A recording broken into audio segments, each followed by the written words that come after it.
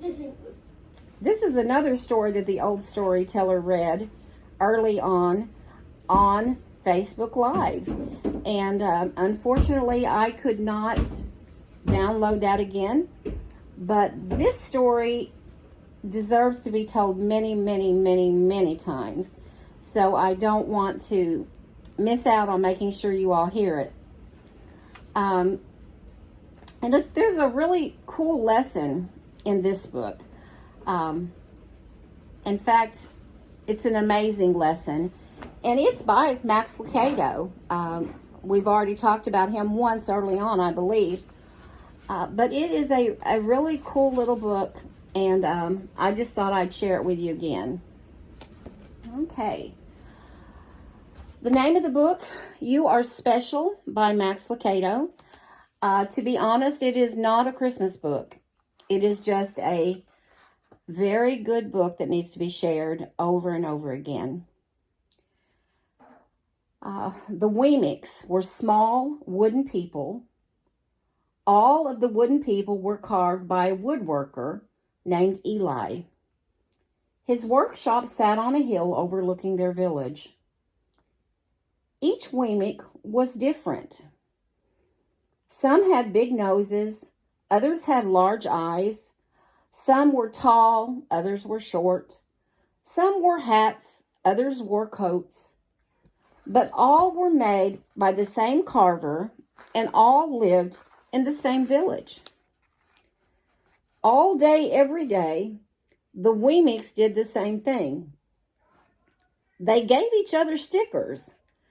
Each Weemic had a box of golden star stickers and a box of gray dot stickers. Up and down the streets, all over the city, people spent their days sticking stars or dots on one another. The pretty ones, those with smooth wood and fine paint, always got golden stars. But if the wood was rough or the paint chipped, the Weemics gave dots. The talented ones got stars too. Some could lift big sticks high above their heads or jump over tall boxes. Still others knew big words like supercalifragilisticexpialidocious or could sing pretty songs. Everyone gave them stars. Some Weemics had stars all over them. Every time they got a star, it made them feel so good. It made them want to do something else and get another star. Others, though, could do little, and they got dots. Punchinello was one of those.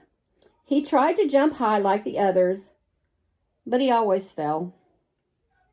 And when he fell, the others would gather around and give him dots.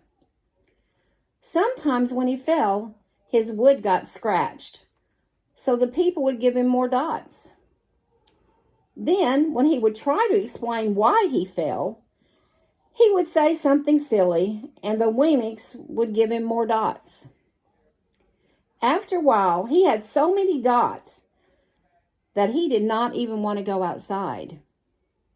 He was afraid he would do something dumb, such as forget his hat or step in the water, and then people would give him another dot. In fact, he had so many gray dots that sometimes people would come up and give him one for no reason at all. He deserves lots of dots, the wooden people would agree with one another. He's not a good wooden person. After a while, Punchinello believed them. I'm not a good Weemic, he would say. The few times he went outside, he hung around with other Weemics who had a lot of dots. He felt better around them. One day, he met a Weemic who was unlike any he had ever seen. She had no dots or stars. She was just a wooden person. Her name was Lucia. It wasn't that people didn't try to give her stickers. It's just that the stickers did not stick. Some of the Weemics admired Lucia for having no dots, so they would run up and give her a star. but it would fall off. Others would look down on her for having no stars, so they would give her a dot, but it wouldn't stay either. That's the way I want to be, thought Punchinello. I don't want anyone's marks. So he asked the stickerless Wemmick how she did it. It's easy, Lucia replied. Every day I go see Eli. Eli? Yes, Eli, the wood carver. I sit in the workshop with him. Why? Well, why don't you find out for yourself? Go up the hill, he's there. And with that, the Wemmick, who had no stickers, turned and skipped away. But will he want to see me? Punchinello cried out. Lucia didn't hear. So Punchinello went home. He sat near a window and watched the wooden people as they scurried around, giving each other stars and dots. It's not right, he muttered to himself, and he decided to go see Eli. He walked up the narrow path to the top of the hill and stepped into the big shop. His wooden eyes widened at the size of everything. The stool was as tall as he was. He had to stretch on his tiptoes to see the top of the workbench. A hammer was as long as his arm. Punchinello swallowed hard. I'm not staying here, and he turned to leave. Then he heard his name. Punchinello. The voice was deep and strong. Punchinello stopped. Punchinello, how good to see you. Come, let me have a look at you. Punchinello turned slowly and looked at the large bearded craftsman. You know my name? The little Wemmick asked. Of course I do. I made you. Eli stooped down and picked him up and sat him on the bench. The maker spoke thoughtfully as he looked at the gray dots. Looks like you've been given some bad marks. I didn't mean to, Eli. I really tried hard. Oh, you don't have to defend yourself to me, child. I don't care what the other Wemmicks think. You don't? No, and you shouldn't either. Who are they to give stars and dots? They're Wemmicks just like you. What they think doesn't matter, Punchinello. All that matters is what I think. And I think you're pretty special. Punchinello laughed. Me special? Why? I can't walk fast. I can't jump. My paint is peeling. Why do I matter to you? Eli looked at Punchinello, put his hands on those small wooden shoulders, and spoke very slowly. Because you are mine. That's why you matter to me. Punchinello had never had anyone look at him like this, much less his maker. He didn't know what to say. Every day I'd been hoping you'd come, Eli explained. I came because I met someone who had no marks, said Punchinello. I know. She told me about you. Why don't the stickers stay on her? The maker spoke softly. Because she has decided that what I think is more important than what they think. The stickers only stick if you let them. What? The stickers only stick if they matter to you. The more you trust my love, the less you care about their stickers. I'm not sure I understand.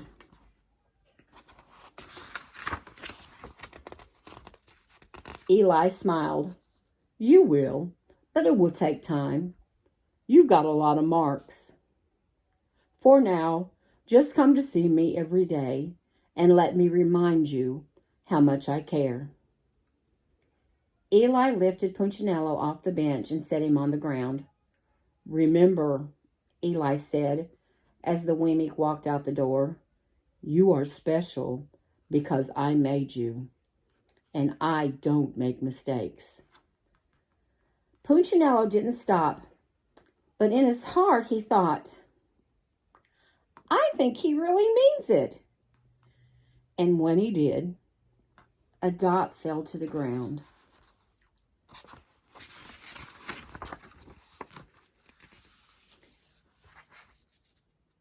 You know, this book could have been written for you by your creator.